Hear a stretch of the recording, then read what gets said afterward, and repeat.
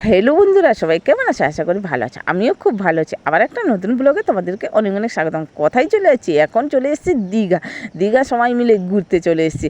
আর এখানে জগন্নাথের মন্দির হয়েছে, সবাই মিলে তো ঘুরতেই যাব, নতুন হয়েছে। আর আমি এসেছি দীঘা, অনেক বছরের পর দীঘা ঘুরতে এসেছি। তো চলো বন্ধুরা, পুরো ভিডিওটা দেখতে থাকো, খুব ভালো লাগবে। এখন চলে যাচ্ছি আমরা বাইক রেখে সাইডে, মানে জগন্নাথ মন্দির দেখতে। প্রচুর লোক হয়েছে আর নতুন বানিয়েছে, এটা শুনেছিলাম, তাই চলে এলাম জগন্নাথ মন্দির দেখতে। তো কেমন লাগছে তোমাদের বলো, ভিডিওটা পুরো দেখতে থাকো, স্কিপ করবে না, কিন্তু কিছুই দেখতে পাবে না। তো এখন ভিতরে আমরা চলে এসেছি, জগন্নাথ মন্দিরের ভিতরে।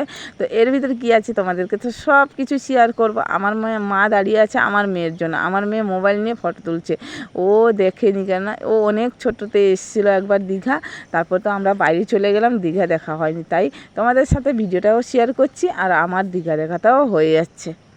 এখন প্রায় বাজে 6টা। তো এখন এমন লোক, মানে এত লোক হয়নি, তো একটু ফাঁকা আছে, তাই চলে এলাম আমরা। আর এইখানে দেখেছো ফুলের টবগুলো বসিয়েছে, এত সুন্দর লাগছে, মনে হয় বাড়িতে নিয়ে চলে যায়। আর এখানে পরিবেশটা কত সুন্দর দেখো বন্ধুরা, তোমরা চাইলে দীঘা চলে এসো, ঘুরে চলে যাবে। দীঘা জায়গাটা খুবই সুন্দর, আর এখানে অনেক মানুষজন আছে। আর এখানে রাশিয়া থেকে যে যারা এসছেন তারা অনেকটা ঠাকুরের ভক্তি, তো তাই এরা হরির নাম করছে জগন্নাথে। তো চলো বন্ধুরা, ভিতরে যাওয়া যাক, কী আছে ভিতরে দেখবো। তো এইখানে দেখো, ভিতরে আমরা চলে গেলাম প্রবেশ করতে। এইখানে জগন্নাথের মন্দির আছে। তো আরেকজনে ওপরে এত সুন্দর লাইটিং করেছে, তোমাদেরকে আর কি বলবো। তো বাইরের ভিতরে যাওয়ার পর একটা মানে বাইরে ফাঁকা মাঠের মতন রেখেছে। আর এখানে দেখো কত সুন্দর, এইখানে পদ্ম ফুল হয়েছে। আবার ভিতরে চলে গেলাম, মানে মন্দিরগুলো অনেকগুলো বানিয়েছি, পরপর যেতে তো মানে শেষ হচ্ছে না মন্দিরগুলো দেখতে দেখতে, মানে সারাদিন এইখানে থেকে যাই, এত সুন্দর মন্দিরগুলো বানিয়েছে আর এত সুন্দর পরিবেশ, আর কত মানুষজনের সাথে দেখা হচ্ছে।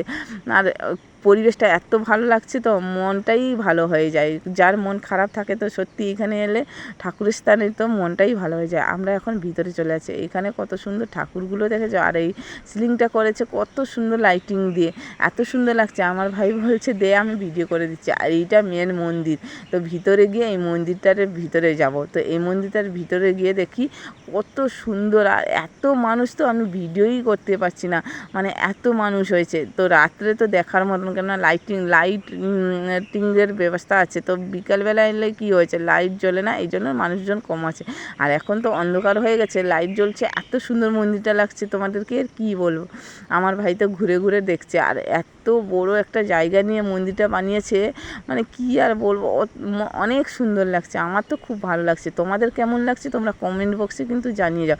এখন চলে এসেছি সমুদ্রের পাড়ে, দীঘার মানে মন্দির থেকে বেরিয়ে সমুদ্রের পাড়ে চলে এসেছি, একটু সমুদ্রের পাশে থাকবো আর হাওয়া খাবো। আর এইখানে দেখো কত মানুষজন বসে আছে সমুদ্রের পাশে, সমুদ্রের জল দেখছে। আমরাও চলে এলাম সমুদ্রের জল দেখতে। আর এখানে দেখো আমার দিদি দাঁড়িয়ে দেখছে, মানে কি বিক্রি করছে সেগুলো দেখছে। আর এখানে দেখো পিছনে আমার জল আছে, সমুদ্রের জল, কেননা নিচে যাবো না, এখন জোয়ার আছে তো তাই নিচে যাবো না, কেননা প্রচণ্ডভাবে জল মারছে। তো এখন দেখো সবাই মিলে এখানে দাঁড়িয়ে আছি, আমি একটু ভিডিও বানিয়েছি। আর এখানে দেখো আমার পাখি দিদি চলে এসেছে। তো আমরা একসঙ্গে বাইরে থাকতাম, ও বাড়িতে এসছে, আমিও বাড়িতে এসেছি, দীঘায় এসে দেখা হয়ে গেল। তো সবাই মিলে চলে গেছে বাড়ি, আমি থেকে গেছি। তো আমিও যাব, অনেকটা রাত হয়ে গেছে, তাই সমুদ্রের পাশে একটু চলে এলাম। ভিডিওটা কেমন লাগলো তোমরা অবশ্যই জানিও।